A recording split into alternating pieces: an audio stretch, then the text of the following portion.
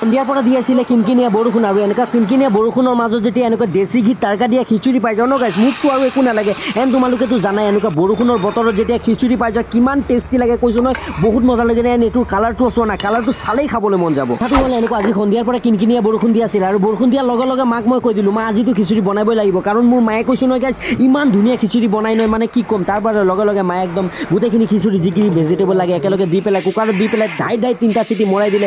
And তাৰপিছত যিখিনি মানে তৰকা দিবলৈ বস্তু লাগিব, পিঁয়াজ জলকীয়া নহৰু গোটেইখিনি একেলগে দি পেলাই আৰু তাৰপিছত যেতিয়া দেশী ঘিটোৰ পাছত পূৰা গোটেইখিনি দি দিছে।